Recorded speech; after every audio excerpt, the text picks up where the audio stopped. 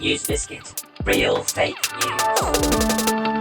Welcome to NewsBiscuit, the UK's original fake news. NewsBiscuit, bringing peace to the Middle East by not being there.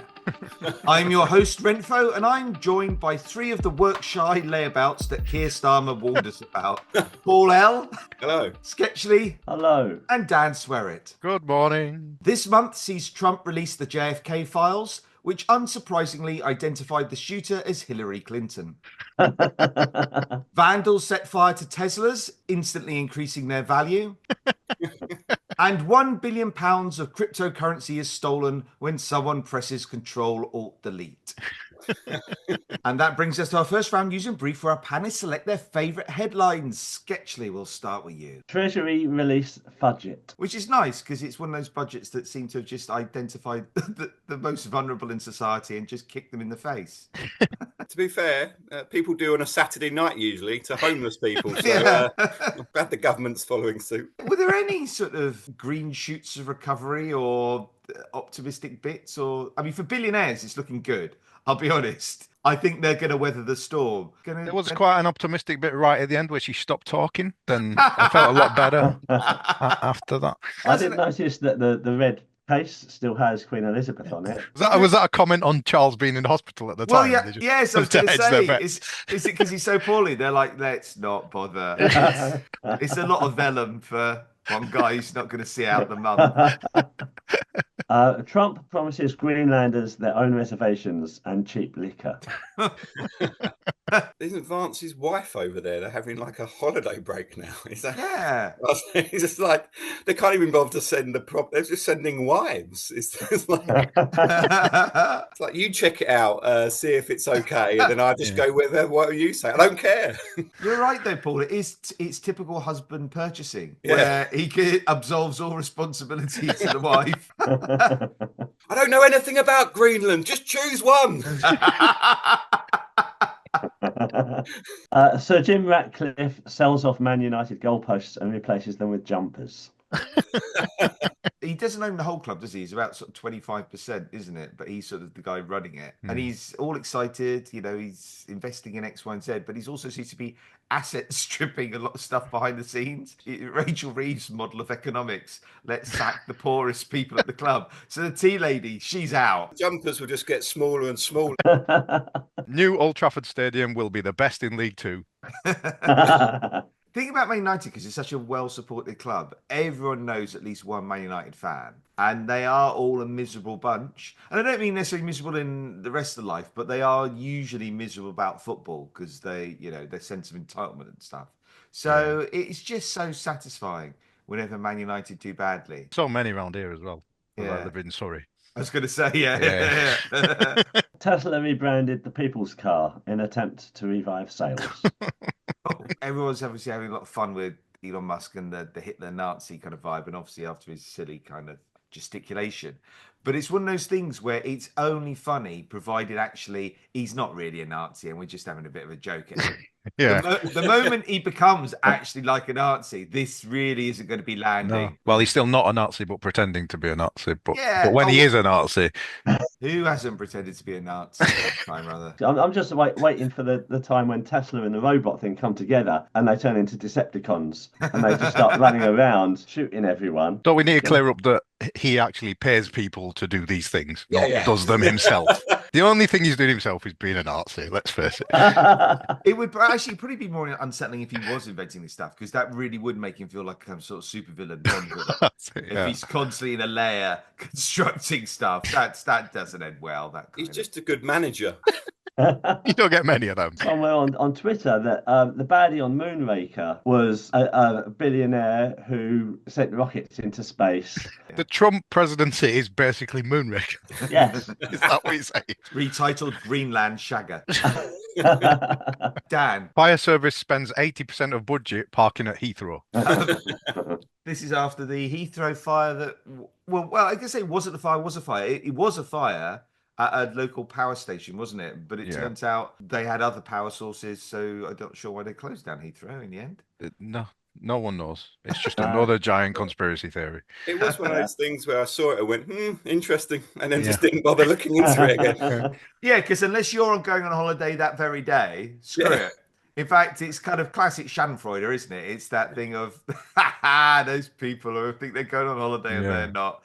You do actually have a little laugh at other people's expense. But it wasn't as spectacular as that Luton airport. The car park was on fire. Yeah, that was bad. But that was more interesting, wasn't it? This is like a second-rate version. When two films come out that are basically the same thing at the same time, like Ants and Bugs and Deep Impact and Armageddon. Yeah. This was like Luton airport fire and Heathrow substation fire, and it was like. I have to admit, I didn't even hear about Luton. There's a car park on fire, so that's. Trump's speechwriter forced to quit as he's starting big school. The thing is, when you listen to his speeches, I mean, I know he's a little bit mad, but they do have a kind of there's a rhythm to them that I can kind of coherently understand the thing that he's saying, even if the thing he's saying is mad. But if you were to write down word for word what he's saying, it would be unintelligible. Do you think he's trying to get to the word limit? When you're doing a word count, it's supposed to be 800 words. I've only got 400, so I'll just keep repeating things and saying bigly. But he's not boring. I wish he was. Politics got a lot better since Keir Starmer took over. No. Dan, carry on. Man who can't find his glasses suspects Russian involvement. Yes, I mean, this isn't helped by the British press, is it? Anything that goes wrong, we just naturally now assume that Russia's involved. And it's not to say Russia isn't doing shady shit, but they're not involved in every trivial detail. The reverse of that is also true. Whenever there's a British backpacker who's arrested in Iran or North Korea, and they're arrested as a spy, and the British are like, oh no, he's not a spy. You're like, some of them probably are, statistically probably are. And who backpacks through North Korea?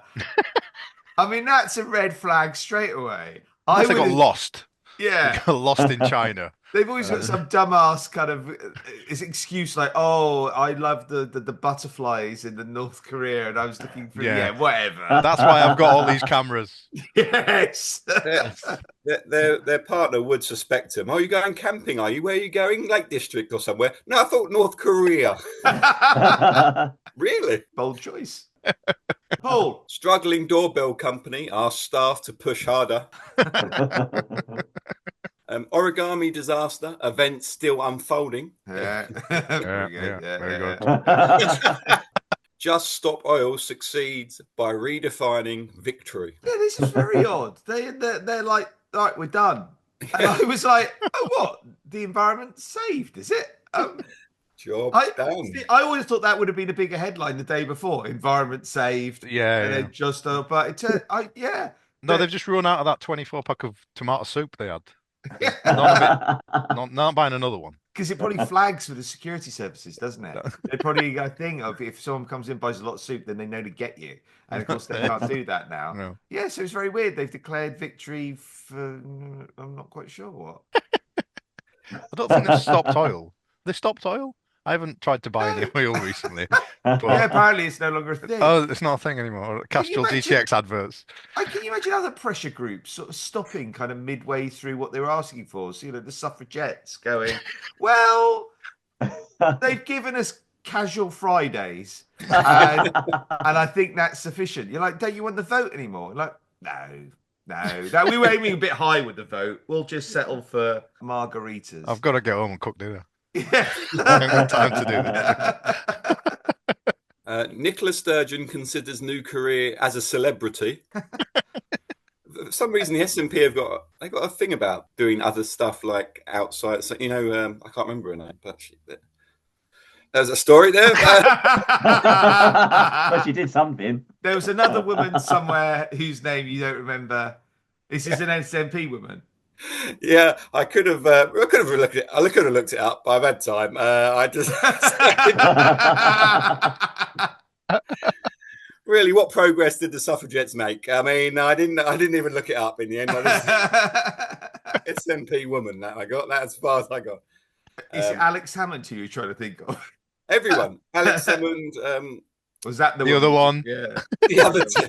The other one. Yeah, Nicola Sturgeon. Excellent. Well done, Paul. Great attention to detail there, sir.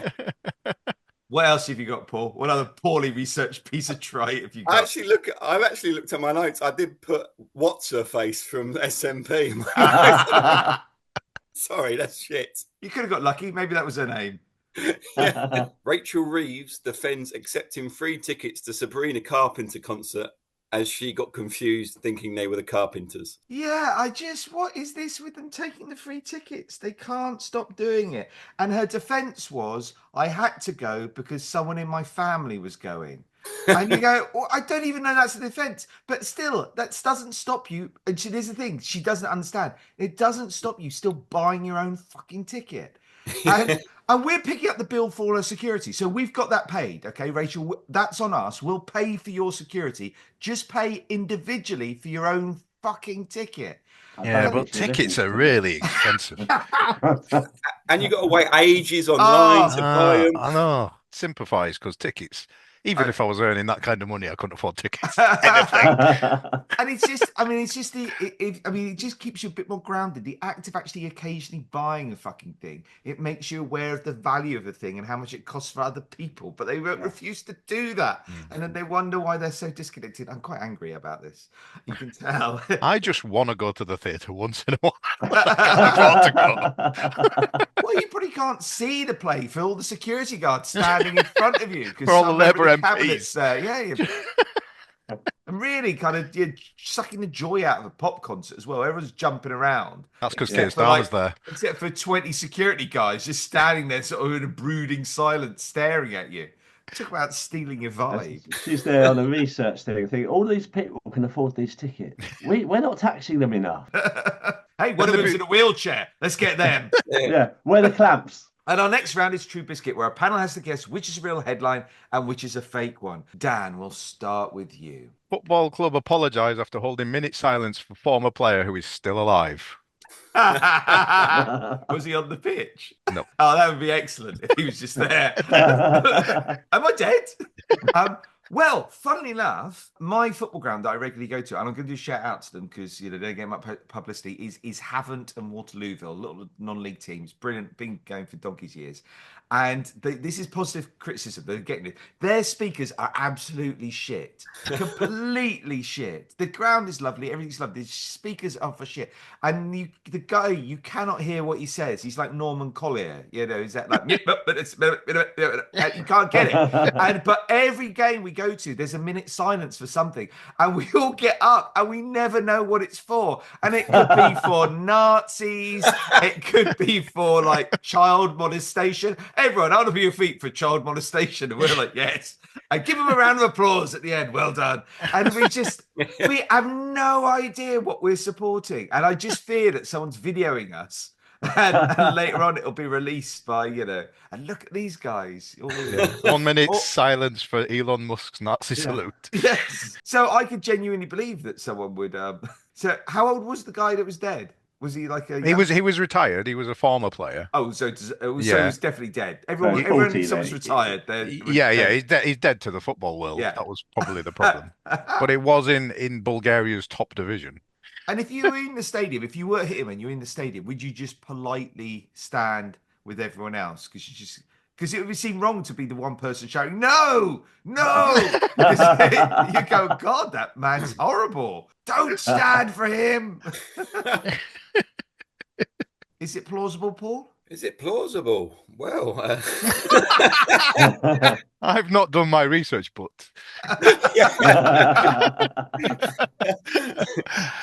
well, I like to look into things. I think it's Paul is the one school kid trying not to make eye contact when the homework is due in. I'm going to say,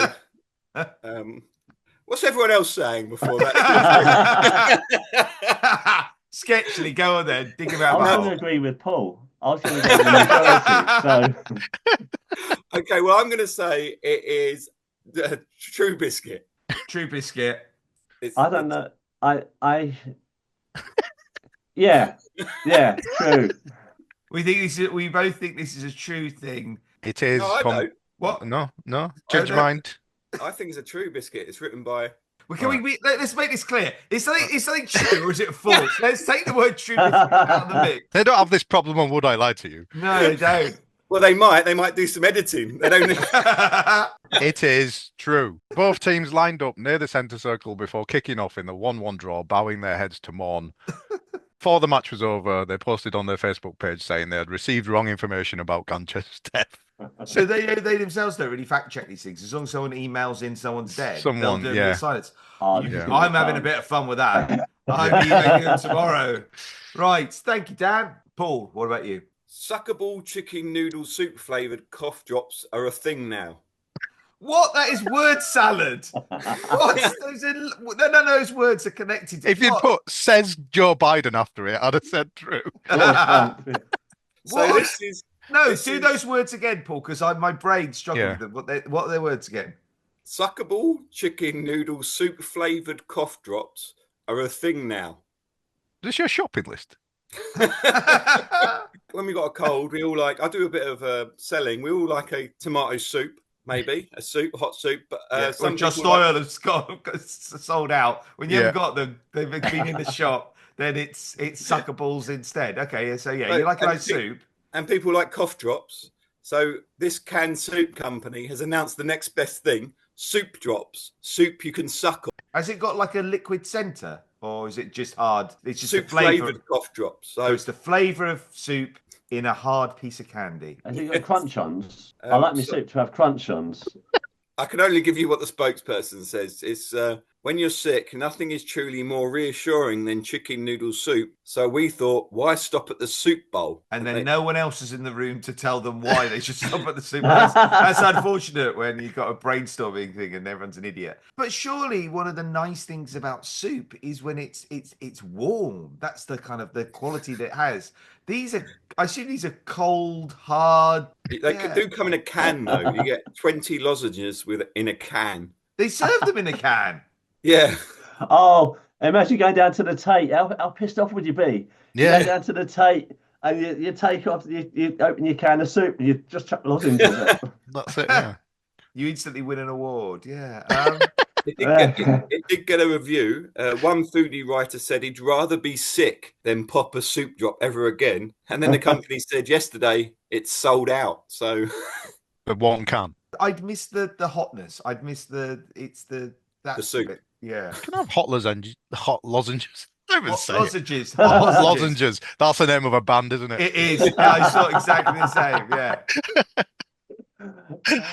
Leather trousers. I can give you the taste. The taste here is How are you going to give me the taste? He's licking the screen, everyone. He's licking. No, how are you doing it? How are you giving us the taste, Paul? A description. Oh, okay. All right.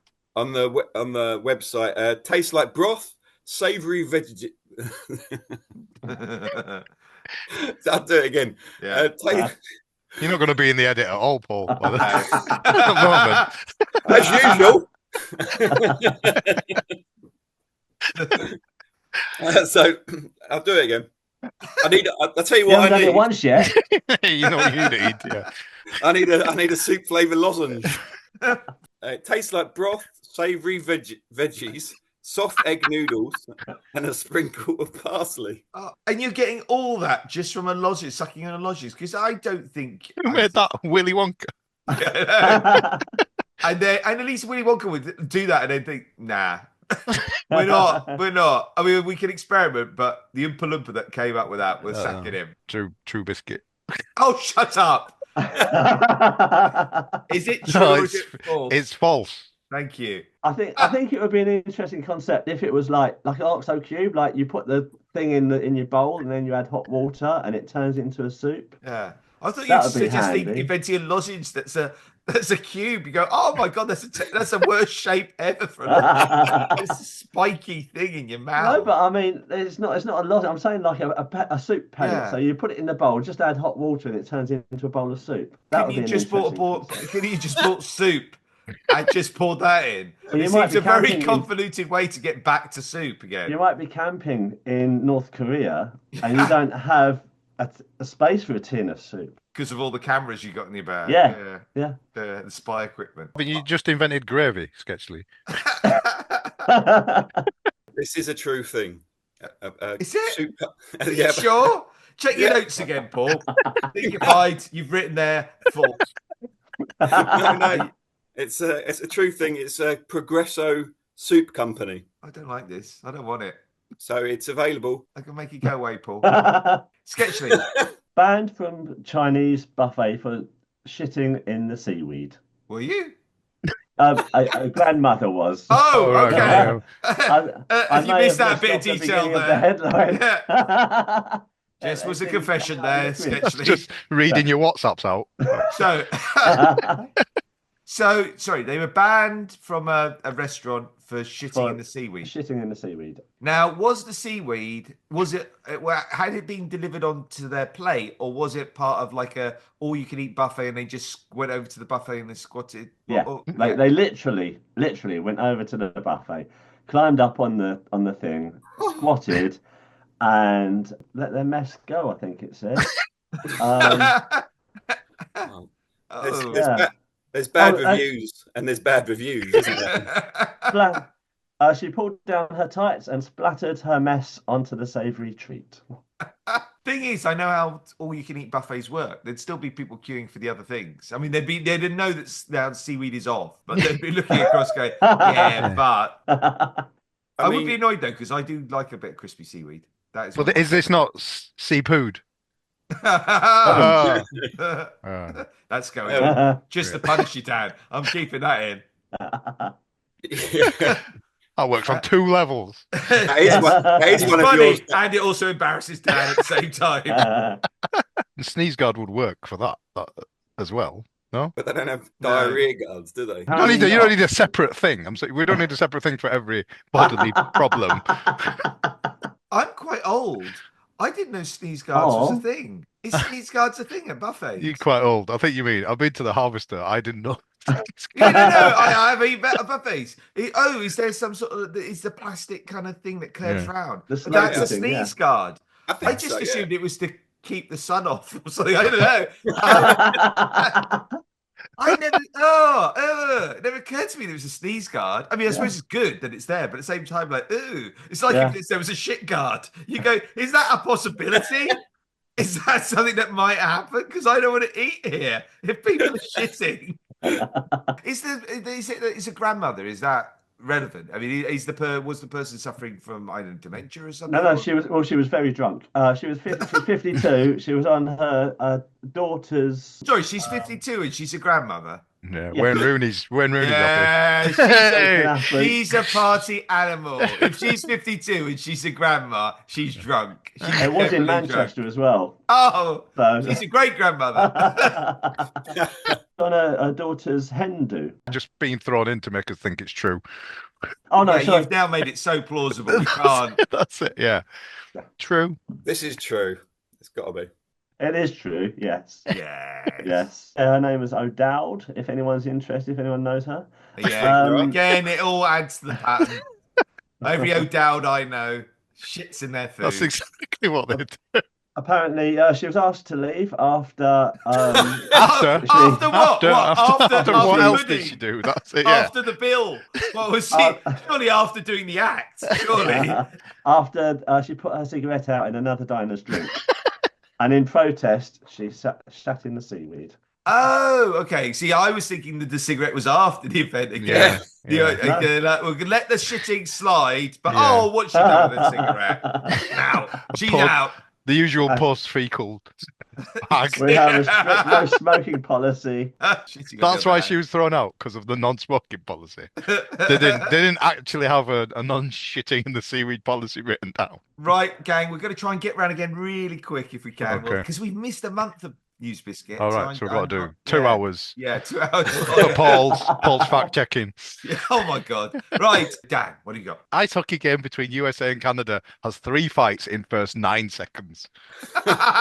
So, yeah, because in 9 seconds you think, okay, it's one continuous fight. So they have time to have a fight, have the fight break up, have a bit of feedback. They stop the clock in ice hockey, don't they? Oh, so the fight could have gone on for like hours. Yeah, it's like 15 minutes of play time. So an hour of fighting, but 9 seconds of actual... Yeah. Football can learn from this, because when you roll around on the floor being hit in ice hockey, number one, you've actually been hit. But number two, they stopped the clock, so it doesn't make any difference. Yeah, America, Canada. America, Canada. America were just constantly booed throughout the national anthem, everything, so it wound everybody up. Well, is this recent? Because obviously the Canadians. It was quite recent. I mean, it the says, Canadians hate 1954. Oh, no, it was recent. No, it was recent. I mean, Canadians kind of hate Americans at the best of times. Yeah, but yeah. In the last few weeks, they really hate them now that yeah. America's talking about buying Canada. It's pissed them off a little bit. Maybe they were booing when one of their team was told that they said that he's dead. And they made to give a minute silence, and they got really angry. He's not dead. What if they were angry about Petko Ganchev? Yeah, a well-known American. Well, I can imagine Canadians wanting to thump Americans. Oh yeah, Canadian fans cheered enthusiastically when fights broke out. They do that in ice hockey, though, don't they? They do like a fight, don't they? The American team didn't pop a flag on the Canadian goal, did they? Then it's ours. Is this a real one then, Paul? I think it is. I mean, the Aminosity. Animosity. Are you all having a stroke? Because this is the sign, isn't it? The guy can't go on a podcast. Yeah. Or have you all been drinking this morning? Why can't anyone pronounce anything? What are you going to say, Paul? There's some bad blood between the two countries at the moment, so I believe it's true. It is true. Oh, and there's video, so go track it down. It's very funny. I do love a punch up when I'm not involved. It is just something satisfying to watch. That's why I hang around Wetherspoon. Yeah. No, seriously, slightly working class roots, and it's just something enjoyable. It's like the best kind of entertainment. Posh people have got fox hunting. I've got punch ups. Did none of the audience get involved? Did they not? The audience? They've got sneeze guards all the way around. Oh, okay. It's ice hockey. It never occurred to me that it was a sneeze guard. Excellent. Thanks, Dad. Paul, what you got? Okay. I apologise in advance of this one. But good. Excellent. You should have prefixed everything with that one, Paul. Well, just edit that sentence and everything I say. So yeah, I apologise about. So chicken lays anus clenchingly massive egg. I like the fact it's the headline. It's got the phrase anus clenching. Truly disgusting story with some terrible puns. So a chicken well and truly established herself top of the pecking order after laying an eye-wateringly humongous egg. Her owners were egging on Gail for over 5 hours as she struggled to push it out. Oh, sorry, they were by her bedside. Is this what chicken owners do? That's it. They're the legs in stirrups. Yeah. And they do it for every egg. I always sit by the chicken every time they lay an egg. Just to... They noticed one was struggling, so they gathered round because all the family have an opinion on it. Apparently, do they? Eldest daughter. Yeah, go tell us. Eldest daughter Ruby, 12, was shell shocked at the sheer size of it. How old's this kid? 12. Yeah. What 12-year-old uses a phrase like shell shocked? She lived in the Blitz, did she? Right, okay, carry on. His other daughters, the man who owns the chicken, Elsie 9 and Olive 3, were equally stunned by Gail's rare feat. Rob, who is the owner. Have you noticed Rob's named all his children after chickens? They've all got chickeny kind of names, old lady names. So they gathered round, they gathered round the bedside. They pushed it out, and in the end, he cracked open the egg.